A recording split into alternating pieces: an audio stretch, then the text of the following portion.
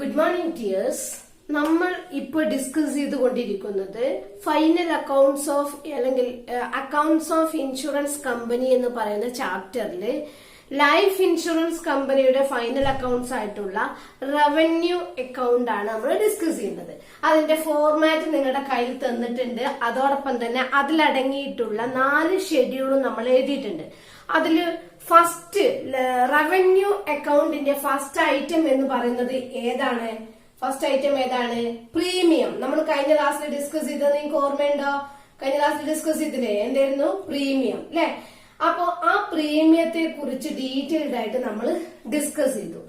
ഇനി അതില് അടുത്ത ഐറ്റം ഏതാണെന്ന് നിങ്ങൾ നോക്കൂ. ആ റവന്യൂ അക്കൗണ്ടിന്റെ ഫോർമാറ്റ് നോക്കിക്കഴിഞ്ഞാൽ അടുത്ത ഐറ്റം ആയിട്ട് നമുക്ക് കാണാൻ പറ്റും എന്ത്? Income from investment. പ്രീമിയം നമ്മൾ ഓൾറെഡി എന്ത് ചെയ്തു? കഴിഞ്ഞ ക്ലാസ്സിൽ ഡിസ്കസ് ചെയ്തു. അടുത്ത ഐറ്റം ഇൻകം ഫ്രം ഇൻവെസ്റ്റ്മെന്റ്. ഇൻവെസ്റ്റ്മെന്റിലൂടെ കിട്ടുന്ന ഇൻകം നമ്മൾ അവിടെ കാണിക്കണം. അത് സെപ്പറേറ്റ് ഷെഡ്യൂൾ ഒന്നും അല്ല. ഇൻവെസ്റ്റ്മെന്റിലൂടെ നമുക്ക് എന്തെങ്കിലും ഇൻകം കിട്ടിയിട്ടുണ്ടെങ്കിൽ ഡയറക്റ്റ് ആയിട്ട് റവന്യൂ അക്കൗണ്ടിലേക്ക് നമ്മൾ എഴുതിയാൽ മതി. എന്താണത് നമുക്ക് നോക്കാം. Okay, income from investment include interest and on securities, rent from properties. Okay, interest on securities, securities മേൽ കിട്ടുന്ന ഇൻട്രസ്റ്റ്.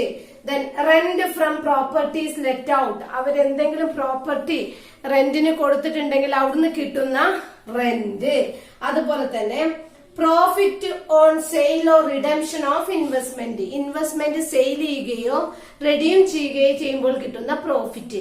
ഇതൊക്കെയാണ് other income, income from investment എന്ന് പറയുന്ന ഹെഡിൽ ഉണ്ടായിരിക്കുക. ഏതൊക്കെയാണ്? Interest on securities, then rent from properties let out, then profit on sale or redemption of investment. 3 item ഏതൊക്കെയാണ്? Interest on security, securities മേൽ കിട്ടുന്ന interest. Rent from properties let out, property let out ചെയ്യുമ്പോൾ അതായത് റെന്റിന് വല്ല പ്രോപ്പർട്ടിയും കൊടുത്തിട്ടുണ്ടെങ്കിൽ അതിന്റെ rent.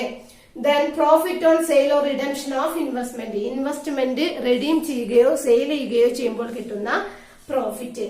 ഇതൊക്കെയാണ് ഏതിൽ വരിക? Income from investment. ഇനി അതിന്റെ താഴെ റവന്യൂ അക്കൗണ്ടിൽ ഏത് ഐറ്റം ആണെന്ന് നോക്കൂ. ഏത് ഐറ്റമാണ്? Other income. ഏതാണ്? അതർ ഇൻകം എന്ന് പറയുന്ന ഐറ്റം ആണ് റവന്യൂ അക്കൗണ്ടിൽ ഉണ്ടായിരിക്കുക. നിങ്ങളെ ആ റവന്യൂ അക്കൗണ്ടിലെ ഓരോ ഐറ്റം നിങ്ങൾ എന്താണ് പരിചയപ്പെടണം. എങ്കിൽ മാത്രമേ നിങ്ങൾക്ക് പ്രോബ്ലം ചെയ്യാൻ പറ്റുള്ളൂ കേട്ടോ. ഓക്കെ, ഈ അതർ ഇൻകം എന്ന് പറയുന്നതില് ഒരു ഐറ്റം വരുന്നുണ്ട്. അതിനെ വിളിക്കുന്ന പേരാണ് consideration four annuities granted. Consideration four annuities granted എന്ന് പറഞ്ഞിട്ട് നമുക്ക് പ്രോബ്ലത്തിൽ തന്നിട്ടുണ്ടെങ്കിൽ അത് നമ്മൾ എവിടെയാണ് എടുക്കുക? റവന്യൂ അക്കൗണ്ടിൽ അതർ ഇൻകം എന്ന് പറയുന്ന ഹെഡിലാണ് എടുക്കുക. എവിടെ എടുക്കുക? റവന്യൂ അക്കൗണ്ടിൽ അതർ ഇൻകം എന്ന് പറയുന്ന ഹെഡിൽ. എന്താണ് കൺസിഡറേഷൻ ഫോർ ആനിറ്റീസ് ഗ്രാന്റഡ്? നമുക്ക് നോക്കാം എന്താണെന്ന്. This is the lump sum amount received by the insurance company in the beginning as a consideration for payment of annuities. Insurance company ബിഗിനിങ്ങിൽ സ്വീകരിക്കുന്ന ഒരു ലംസം എമൗണ്ട് ആണ് എന്തെന്ന് വിളിക്കുന്നത്? കൺസിഡറേഷൻ ഫോർ ആനിറ്റീസ് ഗ്രാന്റഡ് എന്ന് പറയുന്നത്. It is out of this amount the company makes the annual payment. Annuity, ആനുവലായിട്ട് കൊടുക്കുന്ന പേയ്മെന്റ് ഒക്കെ ആനുറ്റി ഏതിൽ നിന്നാണ് കൊടുക്കുന്നത്? ഈ ലംസം എമൗണ്ടിൽ നിന്നാണ് കമ്പനി വർഷവും ആനുറ്റി അതായത് ആനുവൽ പേയ്മെന്റ് കൊടുക്കുന്നത്. This is shown in the revenue account under the head other income. ഇത് എവിടെ കാണിക്കും? അതർ ഇൻകം എന്ന് പറയുന്ന ഹെഡിലാണ് കാണിക്കുന്നത്. Okay, the consideration received in respect of reinsured annuity should be deducted from total consideration and only the net amount should be shown in the revenue account. ഇവിടെ നമ്മൾ ഒരു കാര്യം ശ്രദ്ധിക്കണം. റീ ഇൻഷുറൻസിന്റെ ആനുറ്റി ഉണ്ടെങ്കിൽ അത് ലെസ് ചെയ്തതിന് ശേഷം മാത്രമേ ബാക്കിയുള്ള നെറ്റ് എമൗണ്ട് ആണ് നമ്മൾ അതർ ഇൻകം എന്ന ഹെഡിൽ കൺസിഡറേഷൻ ഫോർ ആനിറ്റീസ് ഗ്രാന്റഡ് എന്ന് പറഞ്ഞ് കൊടുക്കേണ്ടത്. അപ്പൊ എന്താണ്? ദിസ് ഈസ് ദി ഈ കൺസിഡറേഷൻ ഫോർ ആനിറ്റി ഗ്രാന്റഡ് എന്ന് പറയുന്നത് this is the lump sum amount received by the insurance company in the beginning as a consideration for payment of annuity. വർഷം വർഷം പേയ്മെന്റ് കൊടുക്കാൻ വേണ്ടിയിട്ട് ഇൻഷുറൻസ് കമ്പനി റിസീവ് ചെയ്യുന്ന lump sum എമൗണ്ടിനെ വിളിക്കുന്ന പേരാണ് consideration for annuities. It is out of this amount the company makes the annual payment. This is shown in the revenue account under the head other income. Other income എന്ന ഹെഡില് revenue അക്കൗണ്ടിൽ ഇത് കാണിക്കും. Okay, അപ്പോ ഈ consideration for annuities granted എന്ന question ഉണ്ടെങ്കിൽ നിങ്ങൾ എവിടെയാണ് അത് എടുക്കുക? അതർ ഇൻകം എന്ന് പറയുന്ന ഹെഡിലാണ്. ഇനി ഇതിൽ തന്നെ consideration for annuities granted for reinsurance തന്നിട്ടുണ്ടെങ്കിൽ ഈ എമൗണ്ടിൽ നിന്നും ആ റീ ഇൻഷുറൻസ് എമൗണ്ട് ലെസ് ചെയ്തിട്ട് ബാക്കിയുള്ള നെറ്റ് എമൗണ്ടേ നമ്മൾ എവിടെ എഴുതാൻ പാടുള്ളൂ? ഈ അതർ ഇൻകം എന്ന് പറയുന്ന ഹെഡില് എഴുതാൻ പാടുള്ളൂ. ഓക്കെ, അതാണ് ആ രണ്ട് ഐറ്റം. ഇനി നമ്മൾ രണ്ടാമത്തെ ഷെഡ്യൂളിലേക്ക് പോവുകയാണ്. രണ്ടാമത്തെ ഷെഡ്യൂൾ എന്താണ്? കമ്മീഷൻ. കമ്മീഷൻ എന്താ കമ്മീഷൻ? അതായത് ഇൻഷുറൻസില്, ലൈഫ് ഇൻഷുറൻസിലൊക്കെ പ്രത്യേകിച്ച് ഏജന്റുമാരുണ്ടാവും. നിങ്ങൾക്ക് നല്ല പരിചയം ഉണ്ടാവും ഏജന്റുമാരെ അല്ലെ? നമ്മളെ പോളിസി എടുപ്പിക്കുന്ന ഏജന്റുമാരെ കണ്ടിട്ടില്ലെങ്കിൽ ഒരു ഒറ്റ എക്സാമ്പിൾ ഞാൻ പറഞ്ഞു. നമ്മളെ SV സാറ് LICയുടെ ഒരു ഏജന്റ് ആണ്. മൂപ്പരോട് ചോദിച്ചാൽ നിങ്ങൾക്ക് കാര്യമായിട്ട് കാര്യങ്ങൾ കിട്ടും. ഈ ഏജന്റുമാർക്ക് വെറുതെ ആണോ ഏജന്റുമാരെല്ലാരും പിടിച്ച് പോളിസിയിൽ ചേർപ്പിക്കുന്നത്? അല്ല, അവർക്ക് എന്ത് കിട്ടും? കമ്മീഷൻ കിട്ടും. ഓക്കെ, ആ കമ്മീഷനാണ് നമ്മൾ ഇവിടെ പറയുന്ന ഈ കമ്മീഷൻ. ഓക്കെ, നമുക്ക് എന്താണ് കമ്മീഷൻ നോക്കാം. One of the major expenses of life insurance company is the commission. കമ്പനിയാണ് ആർക്ക് എന്ത് കൊടുക്കുന്നത്? ഏജന്റുമാർക്ക് കമ്മീഷൻ കൊടുക്കുന്നത് ആരാണ്? കമ്പനി കൊടുക്കും. അതാണ് രജിസ്റ്റേർഡ് ചെയ്ത ഒരുപാട് ഏജന്റുമാർ, കോടിപതികൾ എന്നൊക്കെ പറഞ്ഞ കാണലില്ലേ? ഒരുപാട് LIC ഏജന്റ് എവിടെ ഇരിക്കുകയാണെങ്കിലും നമ്മള് നമ്മൾ പറയാറുണ്ട്, നാവ് കൊണ്ട് ഇര പിടിക്കുന്ന ജീവി ആരാണ്? LIC agent. പറഞ്ഞ് നിങ്ങളെ ജീവൻ സുരക്ഷ, ജീവൻ ഭീമ, ജീവൻ സുകന്യ, അങ്ങനെ അയലൊക്കെയുള്ള പേരുകളൊക്കെ ഉണ്ടാവും അല്ലെ? ഇതെങ്ങാനും കേട്ടിട്ടുണ്ടെങ്കിൽ SVനെ ആട്ടിത്തല്ലും. ഓക്കെ, എനിവേ നല്ല കാര്യമായിട്ടോ ഒരു ഇൻഷുറൻസ് എടുക്കുക എന്നുള്ളത് നല്ല കാര്യം തന്നെയാണ്. അപ്പൊ ഇങ്ങനെ നമ്മളെ കൊണ്ട് ഇൻഷുറൻസ് എടുപ്പിക്കാൻ വേണ്ടി LICയിൽ രജിസ്റ്റർ ചെയ്ത ഒരുപാട് ഏജന്റുമാരുണ്ടാവും. ഈ ഏജന്റുമാർക്കൊക്കെ ഞാനൊരു പോളിസി എടുത്താൽ ഞാൻ അതിന്റെ പ്രീമിയം അടക്കുന്നതിനനുസരിച്ച് ആർക്ക് കമ്മീഷൻ കിട്ടും? ഈ ഏജന്റിന് കമ്മീഷൻ കിട്ടും. ഞാനിപ്പോ SVന്റെ കെയർ ഓഫിലാണ് ഞാൻ LICയിൽ ഒരു പോളിസി എടുത്തത് എങ്കിൽ ഞാൻ പ്രീമിയം അടക്കുന്നതിന്റെ ഒരു നിശ്ചിത പെർസെന്റേജ് കമ്മീഷനായിട്ട് ആർക്ക് കിട്ടും? SVക്ക് കിട്ടും. ആരടുത്തുനിന്ന് കിട്ടും? ഈ നമ്മുടെ ഇൻഷുറൻസ് കമ്പനിയിൽ നിന്നും കിട്ടും. അതുകൊണ്ട് ഇൻഷുറൻസ് കമ്പനിയെ സംബന്ധിച്ചിടത്തോളം മേജർ എക്സ്പെൻസ് ഏതാണ്? ഈ കൊടുക്കുന്ന കമ്മീഷനാണ്. ഒരു SV മാത്രമല്ല ഏജന്റ് ആയിട്ടുണ്ടാകുക, എല്ലാ ഏരിയയിലും ഇഷ്ടം പോലെ ഏജന്റുമാരുണ്ടാവും. ഈ ഏജന്റുമാരൊക്കെ ഒരു പോളിസി പിടിച്ചാലും ആ പോളിസിയുടെ കമ്മീഷൻ ആർക്ക് കൊടുക്കണം? ഏജന്റിന് കൊടുക്കണം. അങ്ങനെ കൊടുക്കുന്ന എമൗണ്ടിനെ വിളിക്കുന്ന പേരാണ് കമ്മീഷൻ. അപ്പൊ one of the major expenses of life insurance company is the commission. It is paid on premium paid by the policy holders on first year or on renewal or on single premium. എങ്ങനെ കൊടുക്കുക? It is paid on premium paid by the policy holders on first year. ഞാൻ ചേരുമ്പോ തന്നെ അല്ലെ നമ്മൾ first ഇയറിൽ കൊടുക്കുന്ന, ചേരുമ്പോ ആ agreement ടൈമിൽ കൊടുക്കുന്ന പ്രീമിയത്തെ വിളിക്കുന്ന പേരാണ് ഫസ്റ്റ് ഇയർ പ്രീമിയം. അത് നമ്മൾ പ്രീമിയം ഡിസ്കസ് ചെയ്തപ്പോ പറഞ്ഞിരുന്നു അല്ലെ? ആ പ്രീമിയം കൊടുക്കുമ്പോഴോ അതല്ലെങ്കിൽ റിന്യൂവൽ, പിന്നെ നമ്മൾ സബ്സീക്വന്റ് ആയിട്ട് പ്രീമിയം എങ്ങനെ കൊടുത്തോണ്ടിരിക്കണം എന്ന് പറഞ്ഞു അല്ലെ?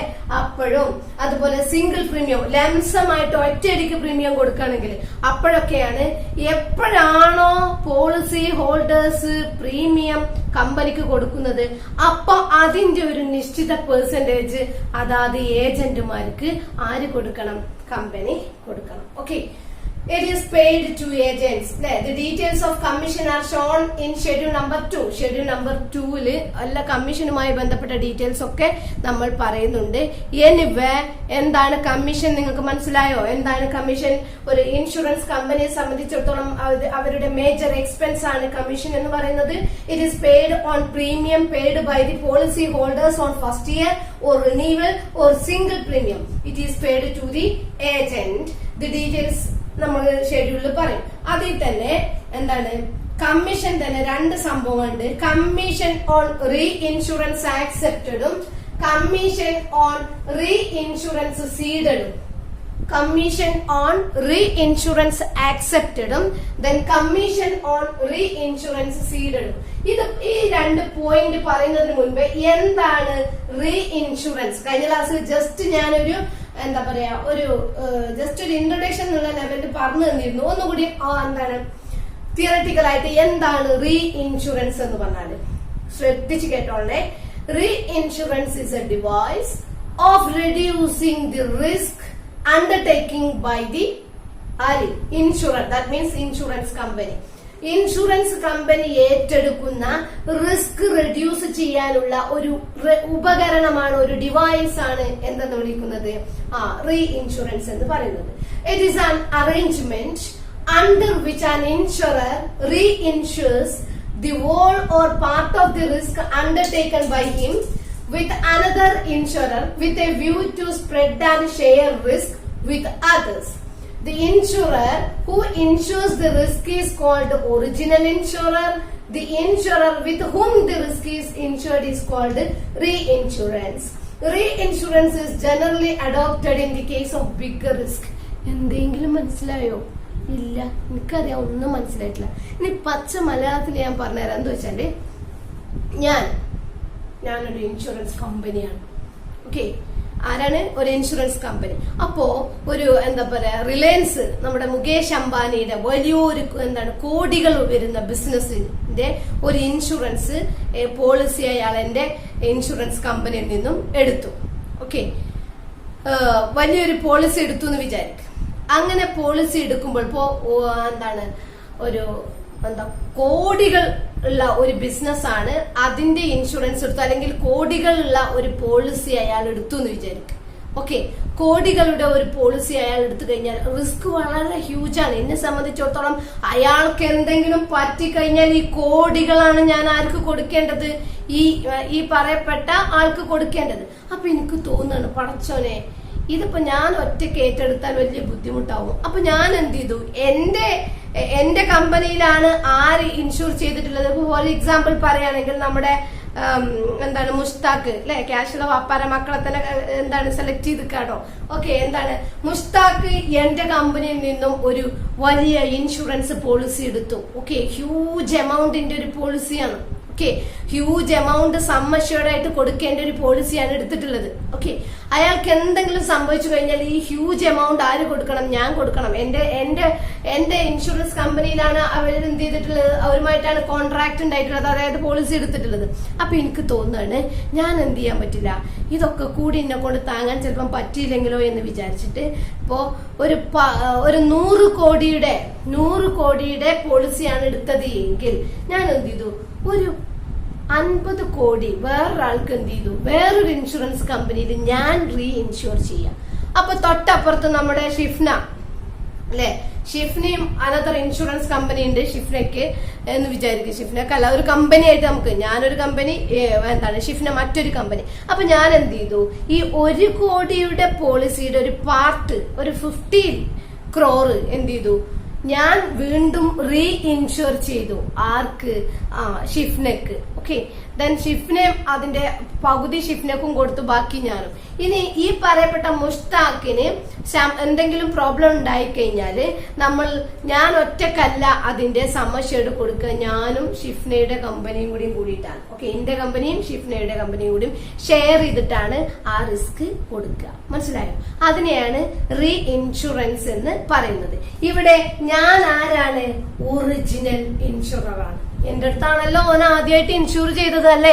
അപ്പൊ ഞാൻ ആരാണ്? ഒറിജിനൽ ഇൻഷുററാണ്. ഷിഫ്ന ആരാണ്?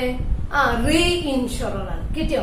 ഇനി ഞാൻ ഇതിന്റെ ഇംഗ്ലീഷ് ഒന്ന് വായിക്കുമ്പോൾ നിങ്ങൾ അതുമായിട്ടൊന്ന് കണക്ട് ചെയ്യാൻ നോക്ക്. ഓക്കെ, അപ്പോ reinsurance is a device of reducing risk undertaken by an insurer or insurance company. അതായത് ഇൻഷുറൻസ് കമ്പനി അണ്ടർടേക്കൻ ചെയ്തിട്ടുള്ള റിസ്ക് റെഡ്യൂസ് ചെയ്യാനുള്ള ഒരു ഡിവൈസ് ആണ് എന്തെന്ന് പറയുന്നത് reinsurance. It is an agreement under which an insurer ആരാണ്? ഞാൻ. Okay, reinsurance വീണ്ടും റീ ഇൻഷുർ ചെയ്യാണ്. എന്ത്? The whole or part of the risk undertaken by him. ഞാൻ ഏറ്റെടുത്ത, ബൈ ഹെർ, ഞാൻ ഏറ്റെടുത്തിട്ടുള്ള ആ റിസ്കിന്റെ കംപ്ലീറ്റോ അല്ലെങ്കിൽ ഒരു പാർട്ടോ എന്ത് ചെയ്യാണ്, റീ ഇൻഷുർ ചെയ്യാണ്. ആരുമായിട്ട്? With another insurer. നമ്മുടെ എക്സാമ്പിളിൽ ആരാണ് മറ്റൊരു insurer? Shifna. Okay, another insurer with a view to spread and share risk with others. അല്ലെ, എന്താണ് റിസ്ക് ഒന്ന് സ്പ്രെഡ് ചെയ്യാൻ വേണ്ടിയിട്ട് ഞാൻ എന്ത് ചെയ്യുന്നു, ഞാനായിട്ടുള്ള ഇൻഷുറർ മറ്റൊരു റീ ഇൻഷുറർക്ക് അത് ഹോൾ അല്ലെങ്കിൽ പാർട്ട് എന്ത് ചെയ്യുന്നു, ഇൻഷുർ ചെയ്യുന്നു. ഇവിടെ the insurer who insures the risk is called original insurer. ഇവിടെ ആരാണ് ഒറിജിനൽ ഇൻഷുറർ? ഞാൻ. അല്ലെ, then the insurer with whom the risk is reinsured is called reinsurer. Okay, ആർക്കാണോ റിസ്ക് കൊടുത്തത് അയാള് reinsurance. Okay, reinsurance is generally adopted in case of biggest risk കേട്ടോ. വലിയ risk ഉണ്ടാകുമ്പോഴാണ് ഇങ്ങനെയൊക്കെ ചെയ്യുക. അല്ലാതെ ചെറിയൊരു 2 ലക്ഷത്തിന്റെ പോളിസിക്കൊന്നും റീഇൻഷുർ ചെയ്യാനൊന്നും ആരും പോകില്ല. ഓക്കെ, ഹ്യൂജ് എമൗണ്ട് ആണ് ഇൻഷുറൻസ് എങ്കിൽ അപ്പോഴാണ് നമ്മൾ റീഇൻഷുർ ചെയ്യുക. ഓക്കെ, ഇപ്പൊ റീഇൻഷുറൻസ് എന്താന്ന് കിട്ടി. ഇനി എന്താണ് റീ ഇൻഷുറൻസ് ആക്സെപ്റ്റഡും റീ ഇൻഷുറൻസ് സീഡഡും? Okay, the company which has accepted reinsurance will pay commission to the company which has given reinsurance എന്നാണ്. അപ്പൊ നമ്മൾ എന്ത് കൊടുക്കണം? the company which has accepted reinsurance accept ചെയ്ത കമ്പനി ഉണ്ടാവുമല്ലോ അല്ലെ, will pay commission to the company which has given reinsurance. അതായത് ഇപ്പൊ ഷിഫ്ന എനിക്ക് എന്ത് തരണം? കമ്മീഷൻ തരണം. കാരണം ഞാനാണ് അവർക്ക് എന്ത് കൊടുത്തത്? റീഇൻഷുറൻസ് കൊടുത്തത്. Okay, the payment of such commission is called commission on reinsurance accepted. അപ്പൊ ഷിഫ്ന ആർക്ക് കമ്മീഷൻ തരണം? എനിക്ക്. ഞാനല്ലേ അവർക്ക് അങ്ങനെ ഒരു ഓപ്പർച്യൂണിറ്റി കൊടുത്തത്. അപ്പോ ഷിഫ്നയാണ് റീഇൻഷുറൻസ് കമ്പനി, ഞാൻ ഒറിജിനൽ ഇൻഷുററാണ്. ഓക്കെ, എനിക്ക് എന്ത് ചെയ്യണം? കമ്മീഷൻ തരണം. അതിന് വിളിക്കുന്ന പേരാണ് എന്തെന്ന് പറയുന്നത്? Commission on reinsurance accepted. Okay, then ഇത് എന്ത് ചെയ്യുമെന്നാ പറയുന്നത്? It is an expense of the company, hence it is shown in revenue account. അതുകൊണ്ട് തന്നെ എന്താണ്? It is an expense of the company, hence it is shown revenue account. അപ്പൊ എന്ത് ചെയ്യണം? Revenue അക്കൗണ്ടിൽ അത് എന്ത് ചെയ്യണം? കാണിക്കണം. അതൊരു എക്സ്പെൻസസ് ആണ് കേട്ടോ. The details are shown in schedule 2. ഇനി എന്താണ് commission on reinsurance ceded? എന്താണ് commission on reinsurance ceded? An insurance company will receive commission from the insurance company when it gives a part of business to the other insurance company. Such commission is called a commission on reinsurance. It is an income, hence it is deducted from total commission in schedule 2 in revenue account. എന്താണ്? An insurance company will receive commission from other insurance company. അല്ലേ? അപ്പൊ ചെറിയൊരു mistake പറ്റി എന്നൊരു തോന്നല് അല്ലേ? ഇവിടെ എന്താ പറയുന്നത്? An insurance company will receive commission from other insurance company when it gives a part of business to other insurance. ഇതാണ് ഞാൻ നേരത്തെ പറഞ്ഞിട്ടോ. അപ്പോ റീ ഇൻഷുറൻസ് സീഡഡ് എന്ന് പറഞ്ഞാല് ഷിഫ്ന എനിക്ക് എന്ത് ചെയ്തു? എന്റെ കമ്പനിക്ക് കമ്മീഷൻ തന്നു. എന്തിനു വേണ്ട? അവക്ക് ഞാൻ എന്ത് കൊടുത്തു? റീ ഇൻഷുർ ചെയ്ത് കൊടുത്തതിന് അവൾ എനിക്ക് കമ്മീഷൻ തന്നു കഴിഞ്ഞാൽ അതിനെ വിളിക്കുന്ന പേര് ഇതാണ്. നേരത്തെ പറഞ്ഞ വെരി സോറി കേട്ടോ, നേരത്തെ പറഞ്ഞത് ഇതിന്റെ നേരെ ഓപ്പോസിറ്റ് ആണ്, തൊട്ട് മോള് പറഞ്ഞു കേട്ടോ. അപ്പോ ഷിഫ്ന അതായത് റീ ഇൻഷുറൻസ് കമ്പനി എനിക്ക് ഒറിജിനൽ ഇൻഷുറർക്ക് കമ്മീഷൻ തന്നു കഴിഞ്ഞാൽ അതിനെ വിളിക്കുന്ന പേരാണ് റീ ഇൻഷുറൻസ് സീഡഡ്. എന്താണ്? Reinsurance seeded. അപ്പൊ എന്റെ കമ്പനിയുടെ ഫൈനൽ അക്കൗണ്ട് ആണ് നിങ്ങൾ ഉണ്ടാക്കാൻ പോകുന്നത് കേട്ടോ. അപ്പോ റീ ഇൻഷുറർ എനിക്ക് കമ്മീഷൻ തന്നു കഴിഞ്ഞാൽ അത് ഇൻകം ആണ്. അത് നമ്മൾ എവിടെ കാണിക്കും? റവന്യൂ അക്കൗണ്ടിൽ. It is deducted from total commission അല്ലെ, ഇൻ ഷെഡ്യൂൾ നമ്പർ. ഇങ്ങോട്ട് കമ്മീഷൻ ഇങ്ങോട്ട് കിട്ടിക്കഴിഞ്ഞാൽ അത് എക്സ്പെൻസ് ആണോ? നമ്മൾ കമ്മീഷൻ എന്താന്നാ പഠിച്ചത് കുട്ടികളെ? കമ്മീഷൻ എന്താന്നാ പറഞ്ഞത്? കമ്പനിയെ സംബന്ധിച്ചിടത്തോളം കമ്മീഷൻ കൊടുക്കുക എന്ന് പറഞ്ഞാൽ എന്താണ്? ഈ എക്സ്പെൻസ് ആണ്. പക്ഷേ ഈ കമ്മീഷൻ റീ ഇൻഷുറൻസ് സീഡഡ് എന്ന് പറഞ്ഞാൽ അതെന്താണ്? ഇൻകം ആണ്. കാരണം നമ്മൾ അങ്ങോട്ട് കൊടുത്തിക്കല്ല, പകരം റീ ഇൻഷൂർ ചെയ്ത ഇൻഷുറൻസ് കമ്പനി നമുക്ക് ഇങ്ങോട്ട് കമ്മീഷൻ തന്നിക്കാണ്. അപ്പൊ സീഡഡ് ആണെങ്കിൽ എന്താണ്? ഇൻകം ആണ്. സീഡഡ് ആണെങ്കിൽ ഇൻകം ആണ്. ദെൻ ഇതാണെങ്കിൽ എന്തായിരിക്കും? അപ്പോ കമ്മീഷൻ നേരത്തെ നമ്മൾ പറഞ്ഞത് എന്തായിരുന്നു? ആക്സെപ്റ്റഡ്. കമ്മീഷൻ ആക്സെപ്റ്റ് ചെയ്താൽ അത് എന്താണ്? എക്സ്പെൻസ് ആണ്. അതായത് the company which has accepted reinsurance will pay commission to the company which has given reinsurance. The payment of such commission is called commission on reinsurance accepted. അപ്പൊ നമ്മൾ എന്ത് ചെയ്യുന്നു, തിരിച്ചങ്ങോട്ടാണ് കൊടുക്കുന്നത് എങ്കിൽ അപ്പൊ ആരെ അക്സെപ്റ്റ് ചെയ്യും? ഷിഫ്നാക്ക് നമ്മൾ അങ്ങോട്ട് കൊടുക്കുകയാണ്. കാരണം എന്താണ്, നമ്മുടെ റീ ഇൻഷുറൻസ് ആക്സെപ്റ്റ് ചെയ്തതിന് നമ്മൾ അങ്ങോട്ട് കമ്മീഷൻ കൊടുത്തു കഴിഞ്ഞാൽ അതെന്താണ്, നമ്മളെ സംബന്ധിച്ചിടത്തോളം എക്സ്പെൻസ് ആണ്. അത് നമ്മൾ എവിടെ കാണിക്കണം? റവന്യൂ അക്കൗണ്ടിൽ. ഞാങ്ങളെ എന്താണ് കൺഫ്യൂഷൻ ആക്കണില്ല. ഇത് expense. Commission reinsurance accepted എക്സ്പെൻസസും റീ ഇൻഷുറൻസ് സീഡഡ് എന്താണ്, ഇൻകവുമാണ് എന്ന് മാത്രം മനസ്സിലാക്കുക. ഒന്ന് ഞാൻ അങ്ങോട്ട് കൊടുക്കുക, എന്റെ കമ്പനി ആർക്ക് എന്ത് കൊടുത്തോ കമ്മീഷനായിട്ട് കൊടുത്തോ അത് എക്സ്പെൻസസ് ആണ്. പക്ഷെ എന്റെ കമ്പനിയിലേക്ക് ആരെങ്കിലും ഇങ്ങോട്ട് കമ്മീഷനായിട്ട് തന്നു കഴിഞ്ഞാൽ അത് ഇൻകം ആണ്. അപ്പൊ ഇങ്ങോട്ട് തരുന്നത് റീ ഇൻഷുറൻസ് സീഡഡ് ആണെങ്കിൽ അങ്ങോട്ട് എന്താണ്, റീ ഇൻഷുറൻസ് ആക്സെപ്റ്റഡ് ആണ്. ഇനി ആകെ കൺഫ്യൂഷൻ ആവരുത് കേട്ടോ. ഓക്കെ, കിട്ടിയോ? എന്താണ് കമ്മീഷൻ എന്ന് പറഞ്ഞാല്? കമ്മീഷൻ എന്ന് പറഞ്ഞാൽ എന്താ? ഇൻഷുറൻസ് കമ്പനിയെ സംബന്ധിച്ചിടത്തോളം അതൊരു എക്സ്പെൻസ് ആണ്. ഏജൻസിന് ഓരോ പോളിസി ഹോൾഡേഴ്സും പ്രീമിയം കൊടുക്കുന്നതിനനുസരിച്ച് ഏജൻസിന് കൊടുക്കുന്ന കമ്മീഷനാണ് ഇവിടെ ഉദ്ദേശിക്കുന്ന കമ്മീഷൻ എന്ന് പറയുന്നത്. അത് കമ്പനിയെ സംബന്ധിച്ചിടത്തോളം എന്താണ്, ഒരു എക്സ്പെൻസ് ആണ്. പിന്നെ എന്താണ് റീ ഇൻഷുറൻസ് എന്ന് നമ്മൾ പഠിച്ചു. വലിയ വലിയ ഇൻഷുറുകളൊക്കെ നമ്മുടെ കമ്പനിയിൽ ചെയ്താൽ നമ്മളെ കമ്പനിക്ക് ഒറ്റയ്ക്ക് ആ റിസ്ക് താങ്ങാൻ പറ്റൂലെങ്കിൽ നമ്മൾ വേറെ കമ്പനിക്ക് അത് ഷെയർ ചെയ്ത് കൊടുക്കും. അപ്പൊ നമ്മുടെ കമ്പനി ഒറിജിനൽ ഇൻഷുററും ആ കമ്പനി റീ ഇൻഷുററും ആയിരിക്കും. ഇത്ര സിറ്റുവേഷനിലാണ് രണ്ട് കമ്മീഷൻ അറൈസ് ചെയ്യും. റീ ഇൻഷുറൻസ് ഉണ്ടാകുമ്പോൾ രണ്ട് കമ്മീഷൻ അറൈസ് ചെയ്യും. ഒന്ന് എന്താണ്, commission on reinsurance accepted ആണ്. അതായത് ഇപ്പൊ ഷിഫ്റ്റിനെ നമ്മുടെ റീ ഇൻഷുറൻസ് ആക്സെപ്റ്റ് ചെയ്തതിന് നമ്മൾ അങ്ങോട്ട് കമ്മീഷൻ കൊടുക്കും. ആ കമ്മീഷൻ കൊടുക്കുന്നത് എന്തായിരിക്കും? നമ്മളെ സംബന്ധിച്ചിടത്തോളം എക്സ്പെൻസ് ആയിരിക്കും. അത് എക്സ്പെൻസ് ആയിട്ട് തന്നെ ട്രീറ്റ് ചെയ്യണം. ദെൻ ഇങ്ങോട്ട് അയാൾ എന്ത് ചെയ്യും, കമ്മീഷൻ ഷിഫ്റ്റിനെ ഇങ്ങോട്ട് തരികയാണെങ്കിൽ അത് റീ ഇൻഷുറൻസ് സീഡഡ് ആയിരിക്കും, അത് ഇൻകം ആയിരിക്കും. ഓക്കെ, കിട്ടിയല്ലോ. ഇനി അടുത്ത ഷെഡ്യൂൾ നമ്പർ 3 ആണ് ഓപ്പറേറ്റിംഗ് എക്സ്പെൻസസ്. എന്താണ് ഓപ്പറേറ്റിംഗ്? നമുക്കറിയാം, ഒരു ഇൻഷുറൻസ് കമ്പനി ഓപ്പറേറ്റ് ചെയ്ത് കൊണ്ടുപോകാൻ ഒരുപാട് എക്സ്പെൻസ് ഉണ്ടാവും. അതാണ് ഷെഡ്യൂൾ നമ്പർ 3 പറഞ്ഞിട്ടുള്ളത്. ഓപ്പറേറ്റിംഗ് എക്സ്പെൻസസ് ഇൻക്ലൂഡ് സ്റ്റാഫിന്റെ salary, travelling expenses, training expenses, rent, rates, tax, repairs, depreciation, auditors fees etcetera. The details of operating expenses are shown in schedule number 3. നോക്കുക. It should be noted that items of expenses in excess of 1. ഞാൻ operating expenses ഓരോന്ന് explain ചെയ്യേണ്ട ആവശ്യമൊന്നുമില്ല. ഒരു company operate ചെയ്ത് കൊണ്ടുപോകണമെങ്കിൽ ഒരുപാട് സ്റ്റാഫിന് salary കൊടുക്കേണ്ടി വരും, റെന്റ് കൊടുക്കേണ്ടി വരും, ട്രെയിനിങ് എക്സ്പെൻസ് ഉണ്ടാവും, അല്ലെ? ഇങ്ങനെ ഒരുപാട് എക്സ്പെൻസ് ഉണ്ടാവും. അതൊക്കെ നമ്മൾ ഓപ്പറേറ്റിംഗ് എക്സ്പെൻസ് എന്ന് പറയുന്ന ഹെഡിലാണ് വരിക. ഇവിടെ എക്സ്പെൻസിന്റെ കേസിൽ ഒരു കാര്യം നിങ്ങൾ നോട്ട് ചെയ്യാനുണ്ട്. അതായത് expenses in excess of 1% of premium or ₹5 lakh whichever is higher shall be shown separately. അതായത് ഇപ്പൊ ചില എക്സ്പെൻസ് നമ്മൾ നോക്കുകയാണെങ്കിൽ ഇപ്പോ സ്റ്റാഫിന്റെ സാലറി നോക്കുകയാണ്. സ്റ്റാഫിന്റെ സാലറിയും അതുപോലെ പ്രീമിയത്തിന്റെ 1% നോക്കുക. ഓക്കെ, അതോ ഓർ 5 lakh ഇതിൽ ഏതാണോ കൂടുതൽ എങ്കിൽ അത് സെപ്പറേറ്റ് ആയിട്ട് കാണിക്കണം. എക്സ്പെൻസ് എപ്പോഴും എന്ത് ചെയ്യണം എന്നാ പറയുന്നത്, 1% ഓഫ് നെറ്റ് പ്രീമിയം ഒരു 5 lakh കുറവാണെങ്കിൽ അത് അങ്ങനെ തന്നെ ചെയ്താൽ മതി. അതല്ല അതിനേക്കാൾ കൂടുതലാണെങ്കിൽ ഇറ്റ് ഷോൺ സെപ്പറേറ്റ് ആയിട്ട് കാണിക്കണം. അത് നമുക്ക് പ്രോബ്ലം ചെയ്യുമ്പോൾ നമുക്ക് മനസ്സിലാക്കാൻ പറ്റും. അപ്പൊ ഇന്നത്തെ വീഡിയോ വളരെ ലെങ്തി ആയി തോന്നുന്നു. ലെങ്തി വീഡിയോ എടുക്കുമ്പോൾ ഒരു പേടിയാണ്. നിങ്ങൾക്ക് ഒരുപാട് നേരം ഇരുന്ന് എക്സ്പ്ലെയിൻ ചെയ്ത് തരണം അതിയായ ആഗ്രഹമുണ്ട്. നിങ്ങൾക്കറിയാലോ, വീഡിയോന്റെ ഒരു പരിമിതി എന്ന് പറഞ്ഞാല് ഓവർ GB ആയി കഴിഞ്ഞാൽ അത് പോകില്ല. നിങ്ങൾക്ക് ഡൗൺലോഡ് ചെയ്യാൻ ബുദ്ധിമുട്ടായിരിക്കും. ഇതിൽ നിന്ന് അങ്ങോട്ട് ഇട്ട് തരാനൊക്കെ ബുദ്ധിമുട്ടായിരിക്കും. അതുകൊണ്ടാണ് കൂടുതൽ എക്സ്പ്ലെയിൻ ചെയ്ത് കണ്ട് ടൈം കളയുന്നില്ല. ഈ വീഡിയോ തന്നെ ഒരുപാട് ടൈം കാണുക, എന്നിട്ട് എന്ത് ചെയ്യാം, തിയറിയുമായിട്ട് ടച്ച് ചെയ്ത് നോക്കുക. Okay, thank you.